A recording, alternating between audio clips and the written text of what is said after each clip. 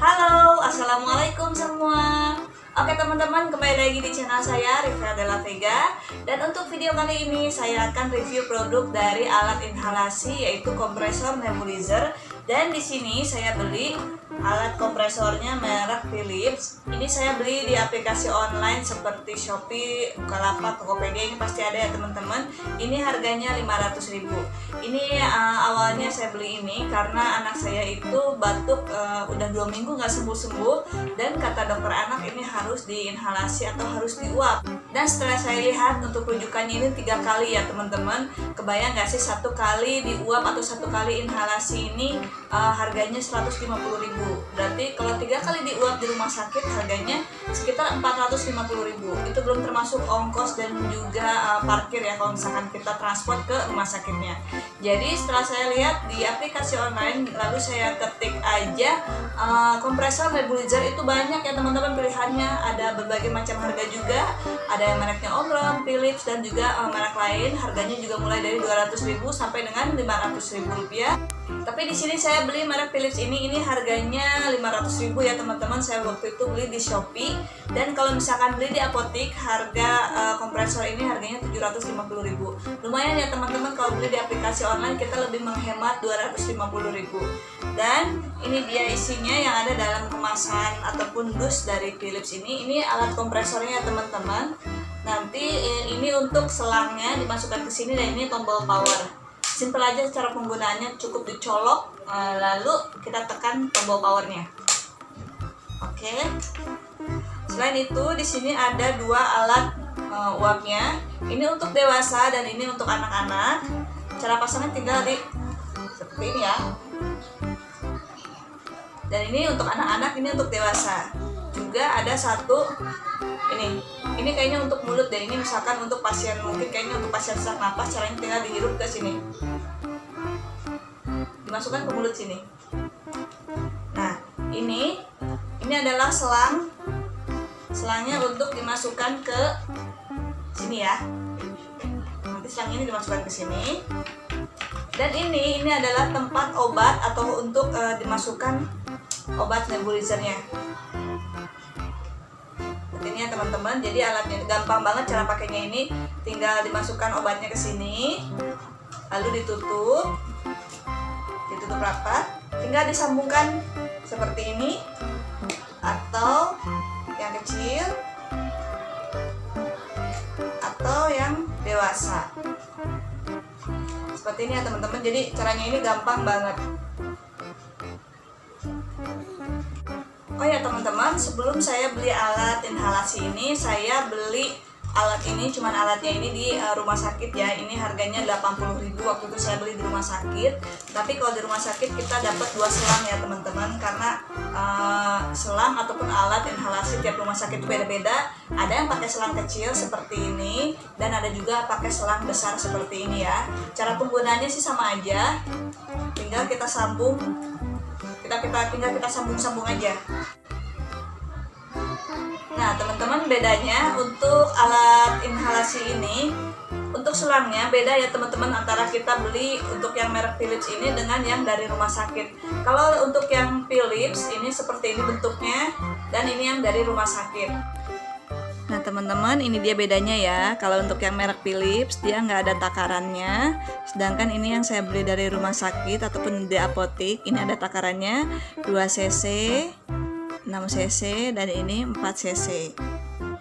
Oke teman-teman, jadi kalau misalkan kalian pakai alat inhalasi yang seperti ini yang saya beli, kalau misalkan kalian dikasih resep dokter, itu kalian harus tanya misalkan 2 mili itu berapa tetes, karena ini nggak ada takarannya ya teman-teman. Untuk obatnya ini ya teman-teman, ini saya beli merek Ventolin, ukurannya 2,5 mg. Dan ini kebetulan anak saya yang kecil ini lagi batuk, nggak batuk pilek, tapi dia ada sedikit grok-grok gitu, jadi agak mengganggu ya saya dengarnya. Jadi setelah saya ke dokter anak, ternyata di belakang hidungnya sini, daerah hidungnya sini yang menghubung ke tenggorokan ini ada lendir, juga pas dicek pakai stetoskop juga udah ada menyebar di sekitar dadanya, tapi belum ke paru-paru ya teman-teman. Jadi waktu itu saya disarankan untuk diuap karena saya punya mesinnya sendiri, jadi saya cukup minta resepnya aja. Dan ini saya diberi resep obat NSCL. Dan teman-teman, saya sarankan jangan beli obat sendiri ya teman-teman, kecuali teman-teman punya resep dari dokter. Karena kalau misalkan kalian asal beli obat itu bahaya juga. Jadi kita cukup beli kompresornya aja, sedangkan untuk obatnya kita cukup minta ke dokter anak. Jadi saya sarankan kalau misalkan kita udah dapat resep dari dokter, obatnya ini jangan ditebus di rumah sakit ya teman-teman. Jadi kita cukup bayar dokter aja. Untuk resep obatnya sendiri kita tebus di apotik. Karena apa? Kalau di rumah sakit ini kita nggak bisa minta kopi resep. Waktu itu saya pernah minta kopi resep yang ini. Terus kata bagian farmasinya, maaf bunda, ini nggak ada pengulangan, jadi nggak bisa kopi resep. Sedangkan kalau kita langsung bawa ke apotik, misalkan resepnya ini kita bawa ke apotik, terus kita beli di situ, kita bisa minta ke bagian apotekernya untuk kopi resep. Itu lebih untung teman-teman. Jadi kalau misalkan kita udah tahu anaknya ini brok-brok ataupun anak kita batuk pilek nggak sembuh-sembuh, kita cukup tebus obatnya dengan membawa kopi resep dari rumah sakit tersebut. Oke teman-teman, sekali lagi saya tidak memberikan merek untuk obatnya ini ya. Saya tidak anjurkan juga untuk membeli sendiri. Silakan kalian minta resep dari dokter. Setelah itu obatnya kalian tebus di apotik, jangan di rumah sakit, karena di rumah sakit jarangnya ngasih kopi resep kecuali penyakitnya tersebut ada pengulangan. Oke teman-teman, ini dia obat rekomendasi dari dokter ataupun resep dokter ya teman-teman. Dan ini cara pakainya itu 2 mili. Langsung aja kita masukin ke sini. Ini ada takarannya ya. Nah, ini untuk yang 2 mili. Langsung aja kita masukkan seperti ini ya. Nah, kurang lebih segini ya teman-teman. Oke, kalau udah kita tutup. Setelah ditutup rapat seperti ini, langsung kita masukkan alatnya. Oke, seperti ini ya teman-teman. Dan cara penggunaannya tinggal ditekan aja tombol powernya. Oh ya teman-teman, karena ini bayi, jadi karet ini saya lepas aja ya teman-teman, karena susah juga kalau misalkan kita iketin ke kepalanya dia. Dan ini tuh diusahakan posisinya berdiri ya. Kalau misalkan seperti ini, dia airnya tidak akan tersedot ke lingkaran yang bagian dalamnya ini. Oke, langsung aja kita coba ya.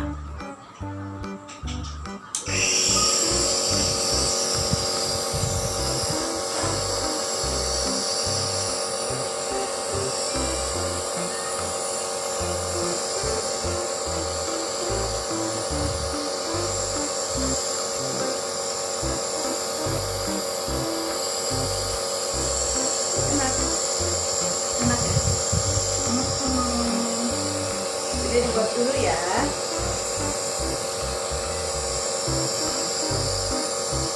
Sepertinya teman-teman kalau misalkan untuk bayi, jadi diusahakan posisinya ini berdiri.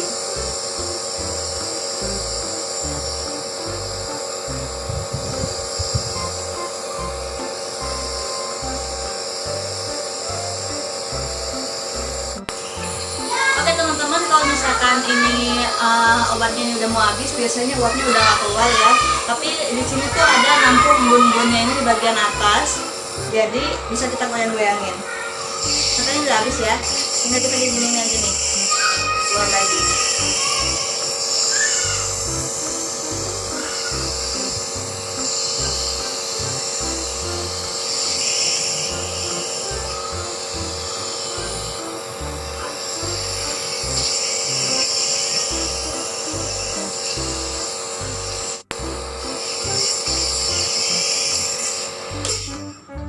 Teman-teman, di bagian embunnya ini masih kesisa obatnya ya, yang ditarik ke atas jadi uap tersebut. Jadi kita goyang-goyangin kayak gini nih. Nah, ini nanti akan ada air obatnya tersebut turun. Jadi ini bisa kita pakai lagi. Jadi usahakan sampai habis ya teman-teman.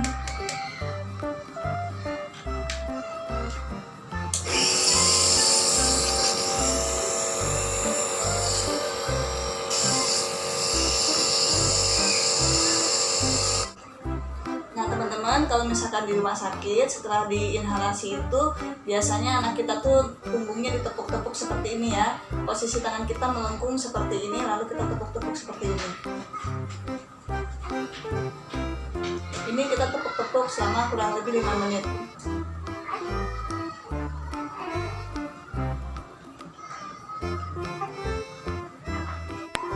Oke teman-teman, itu tadi ya cara menggunakan mesin inhalasi atau kompresor nebulizer. Dan sepertinya merek apapun cara penggunaannya sama. Dan sekali lagi saya ingatkan, jangan membeli obat ini sembarangan. Silahkan kalian minta sendiri resep dokter dari dokter kalian masing-masing, lalu tebus di apotik. Oke, sekian video dari saya. Semoga video ini bermanfaat. Jangan lupa like, komen, dan juga subscribe channel ini supaya kalian update terus video-video terbaru dari saya. Sampai jumpa lagi di video berikutnya. Terima kasih dan assalamualaikum semua.